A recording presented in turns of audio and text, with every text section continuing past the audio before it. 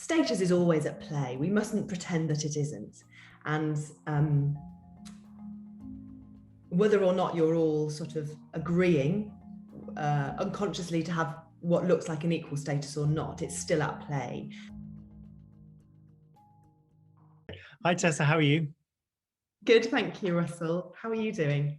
Yeah, great. Thank you for coming on the channel today. You're going to talk about status with us, Yeah. specifically focused on the role of the director. Before we get into that, though, introduce yourself, tell us about what you do. Yeah, off you go. I am a director. I suppose I am also a dramaturg, which is a word I find quite tricky, but I am one. And I have worked mainly, my background was mainly working in new writing, so on new plays by new writers. And that's sort of how I entered into directing. That's changed a bit in the last few years, and I've done quite a few Christmas shows. I've done quite a lot of work in processes that are possibly a little bit more like devising, always as a director. And I also, alongside sort of making my own work and working as a dramaturg in processes that aren't mine, I have also done quite a lot of artist development, set up artist development programs, particularly looking at developing newer directors and directors from backgrounds that are perhaps underrepresented in theatre. So that's always been a really sort of important part of, I guess if I reflect on it, it's been a really important part of my practice, has been setting up means by which to support other people's. And I've moved between being a freelancer and working in organisations, and that's always happened quite sort of without any, like most things do, without much planning, and that's happened organically. So until 2019, I was an associate director at Birmingham Rep, and that was about making work. I ran all the artist development work there, set up a community programme, was one of a team that commissioned and programmed new work across the spaces. Then I became freelance for a little while. And I'm now a sort of very part-time associate at Hampstead. And what I'm doing there, I'm making a piece of work for them, which is sort of separate to my associateship, is to look at, they're quite keen to look at how their theatre might look a bit more like their community across programming, artist development, and participation. So I'm at the moment both a freelancer and have a sort of association with that building. And that's always how I've sort of worked, which has been more about accident than design, but I think has been really beneficial. Mm. And I'm just about to go into rehearsals, having, as we all have, had a fair bit of work moved around, and as things are opening, I'm just about to start rehearsals. And the first thing I'll be rehearsing for is a new play at Hampstead. Okay, so we're going to unpack the role of director and the status.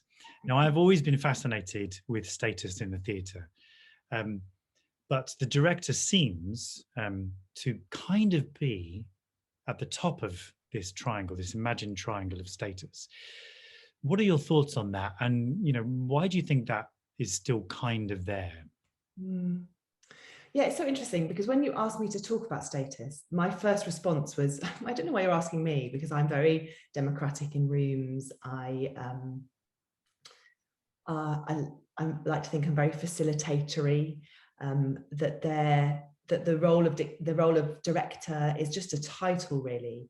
And what it made me think about was that I never really think about it. I have never thought about it. I've never thought about it consciously. I certainly haven't thought about it for quite a while. It was perhaps something that was more a present question when I first sort of started out. But I suppose what's really interesting about that is that, and I think I think I'm going to say lots of things that I can equally and almost immediately contradict. So I think the reality is, in processes that I am most familiar with, that structure of the director at the top still exists. What is perhaps different now is the people who are directors, that those directors look, sound, feel, behave differently, that there is a sense perhaps now, and what's interesting about being a director as well, which I think is really important to point out, is that you only know what you do, because directors don't work with other directors. So I can only have a bit of a guess. I mean, I know lots of people who are directors, but I'm not in a room with them, so I don't know.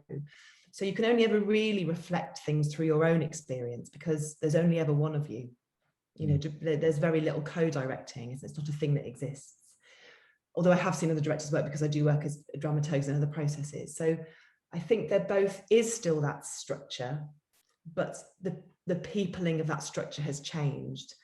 And I suppose the question I have, and I don't think I can answer it, is if the peopling of that structure has changed, does that mean the structure itself has changed? I suspect the answer is probably no, because I think what you do in that structure is it's about your attitude, isn't it? It's about the attitude you bring to that structure. So if you decide that that structure is going to be about you trying to be in control all of the time, I literally don't know how you do that as a director, but I'm sure some people do, and they must do it brilliantly, then that is one thing. If you decide that you're going to maneuver through that structure and hold that structure in a different way as a director, I think that's another thing entirely. So I think it's full of contradictions, because yes, it does exist.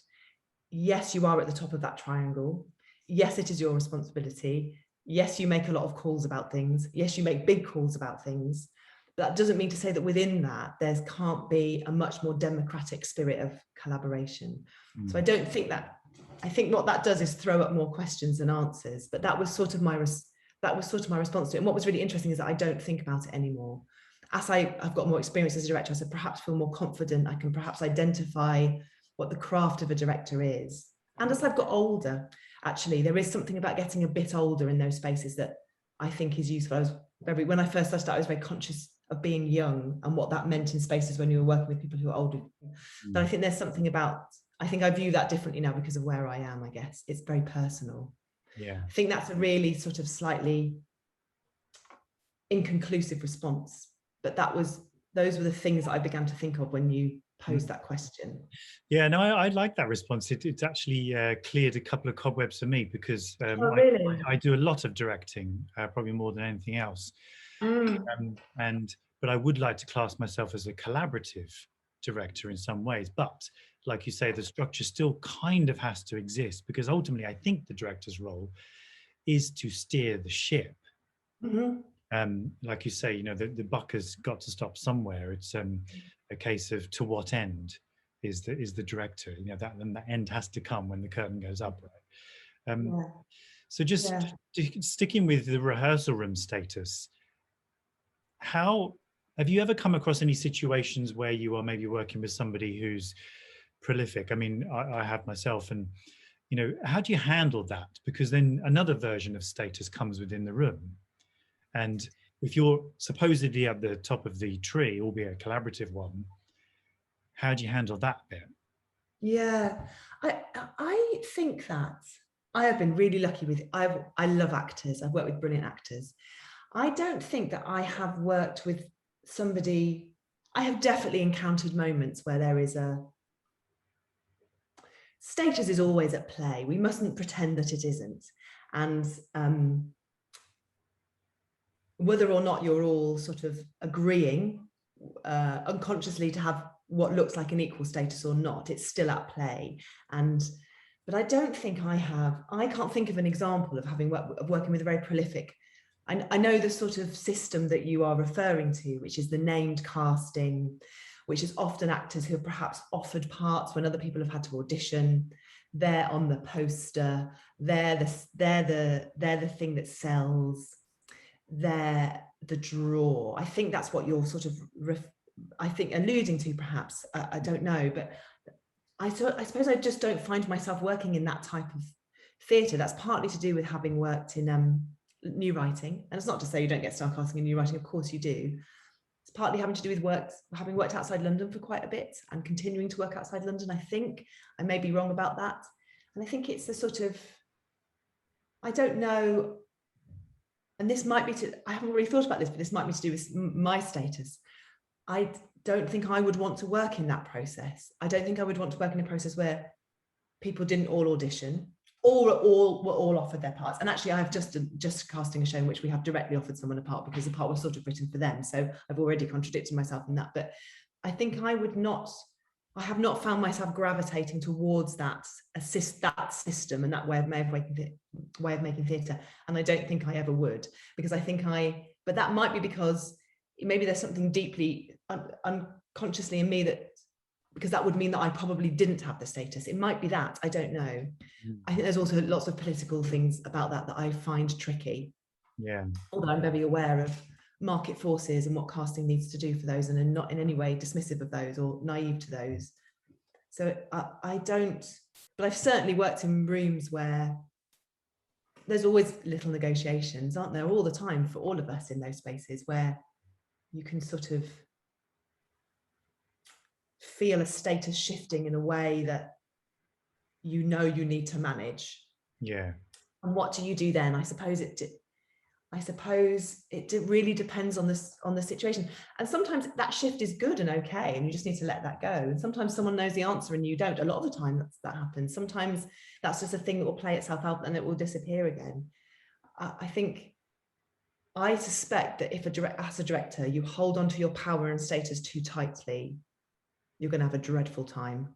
I suspect what you need to do is hold on to it quite lightly, understand it's quite a delicate negotiation, and sort of make a tacit assumption which sits in the room that we're all in this together, and let status between any of us not be a problem. Yeah. You've just actually reminded me of the very specific situation. I mean, I won't name names or anything, but tell me though, I'm intrigued. It was just a situation where I was directing a production, and like you say, a person was brought on to the show, and I did exactly what you just said, which was actually just concentrate the job in the room, and let that status kind of dissipate by itself, because everybody in the end just came together and did their job. And so any sort of drama external of the production dissolved, because right, that's interesting, because there was an evening of the skill set. Everybody was just like, we're getting on with it, because again, I'm not going to mention names, but this person was actually asserting their status in the room. And I was, this is 20 years ago, so I was probably, a little bit more inexperienced, but I remember just thinking, I know my job, and I just got on with my job. And that's really, really useful what you just said about that.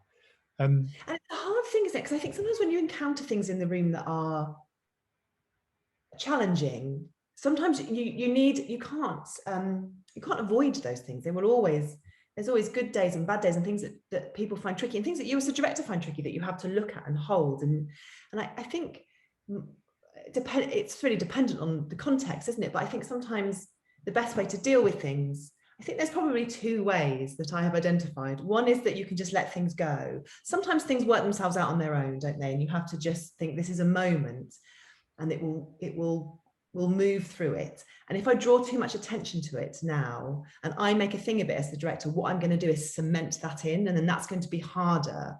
But then the flip side of that is sometimes you have to name things, don't you? You have to say, this is tricky, and let's give this thing that is tricky a name, and let's know that it's tricky. And by doing that, you hope that you will find a way through it.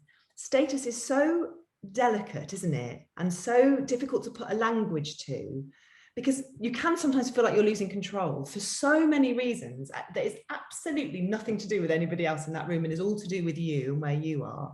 So it's also being able to identify that, because I think you can act things out as a director in a room, can't you? Like if you're worried about something, but you think you're not getting it right, it's easy to project that onto the actors, and you really need not to do that. Like you have to manage yourself very well, I think, as a director. So I don't know. So I don't quite know how I would deal with, because I don't know how you say, I'm really concerned that your status is becoming higher than mine, and that's going to destabilize things. I don't know how you, but maybe. Yeah, no, it's really. What I mean, like, how do you put a language to that? So I suppose you have to move with stealth around that sort of thing, I guess. Yeah. And what you're talking about is an organic sort of stealth, sounds sort of sly, but do you know what I mean? An organic, like, evening out of something. But because it's really intriguing. It's been since you sort of sent me the provocations, it's been so interesting, because I haven't really thought about it. But that's the problem with status and power. Is that once you say you've got it, I think you're sort of in trouble, aren't you? Yeah. I don't know. Yeah, I mean, yeah, I mean, there's a whole discussion of insecurity as well, which is probably linked around this status thing. That's a whole other. Entirely. I would say entirely. I would say almost entirely that's what's, yeah. If you're not bothered about having it, it's not going to be a problem if someone else takes it, I guess. Yeah. But then sometimes you do have to step in and step up, don't you, equally, because that is your job. Yeah, you better so yeah, it's very, soupy, isn't it, all of it? Yeah. So just sticking with actors for the last question and status. 25 years ago, when I acted a lot more, I think I was always looking to the director to tell me what to do. Do you find that is shifting now, or you know, and how do you handle both sides of the approach? Yeah, it's really interesting, isn't it? I don't think I've noticed a kind of movement either way, actually. I think it's very dependent on it's very dependent on the show, isn't it? It's very dependent on the actor, and it's very dependent on the day or the time. It's very dependent on where you are in a process. So I think one of the things I find the most fascinating about being a director, I think, is working out what actors need from you. And because sometimes the best thing you can do is not get in the way.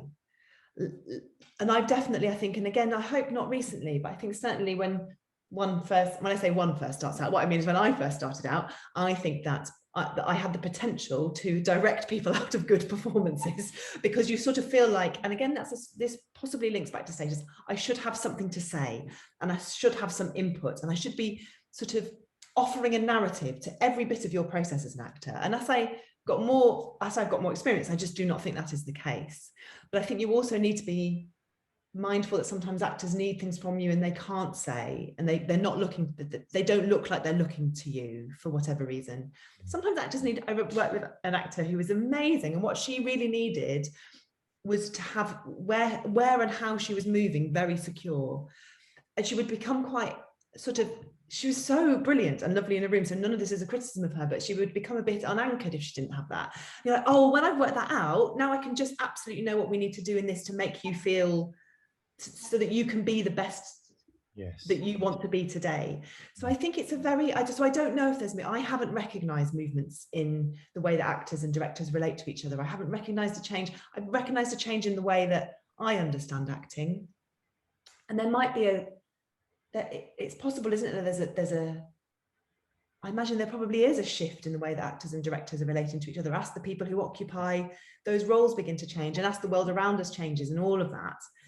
But I think that's what I've learned about acting, is to try and work out.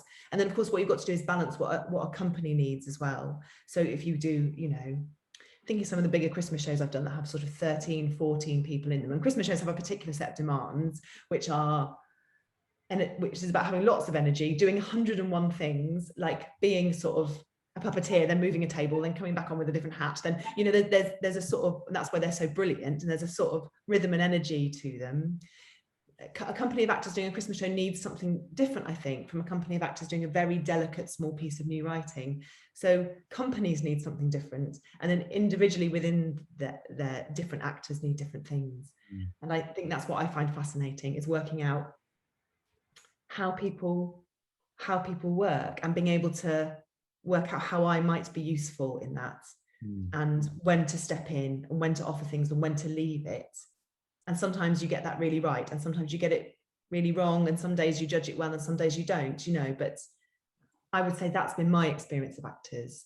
So whether or not there's a bigger movement to how we relate as directors and actors, I don't know if I could offer any reflection on that. I mean, you have actually. I think it sounds right. it sounds really promising. I'm excited by it, because you're saying that there is. It seems that the space is becoming much more democratic. I think of directors I know, certainly, like, and I do know a lot of the other directors, and it's which is a great thing to do, because it's such a peculiar job in some ways. So it's really nice to have just pals you can talk to about things that are tricky, like if you feel like you don't really know what you're doing, you can just ring another director and go, this thing is happening and I don't know what to do, and it's really lovely because you can have that dialogue. And but I think of the people I know, I would say their experience, who probably largely have moved and make the same sort of work that I do, that it's much more about democratically holding a space. But you can't forget that you are the person that's I think I remember a really lovely writer saying to me once that he thought he was obviously, and writers are really wise about directors because they're us are actors, because they're in a room with other directors much more than other directors are in rooms with other directors. So in a funny way, the people who know more about directing are the people who aren't directors, I think, because you move through working with so many directors if you're an actor, don't you? And this writer said, oh, I think that sometimes some directors hold too much control and no one feels free enough to move, and sometimes they don't hold enough and people feel really unanchored, and the trick is to get that right, is the holding of it in the space. And it would have taken me a long time to come to that conclusion myself, but I think that's right, is that you both need to be, it's full of contradictions. You need to hold it and you need to be really free. You need to give people lots of space and lots of ideas, but there needs to be an overarching thing that you're working towards that you have created and you hold. So at every moment there's, when you think of the thing that you need to do, you probably need to do the equal and opposite thing as well, I would say. Now that's been really, yeah. It's enough to ask the questions, isn't it? I think, and enough to have the discussion and yeah. everybody. And then, yeah, I think so. I'm really grateful for having the opportunity to think about it as well, because I just haven't. I just don't reflect on my practice. I just do it and then do the next thing and hope that you don't make a massive mess of it. Do you know what I mean? And that you learn and that it's good, and that. But so I don't really sit around and think about those things. So actually, it's been such a privilege, especially in this time as things have been slightly quieter, to really think like, what is it actually? That's why, you know, you were saying, and if you was great, what is it to be a director? What does it really mean to have status and power, and to have that, and to act within that? So thank you for the opportunity to think about it. It's been really fascinating. Thank you for being on here today. It's a pleasure. Thanks, Russell. See you later. Bye.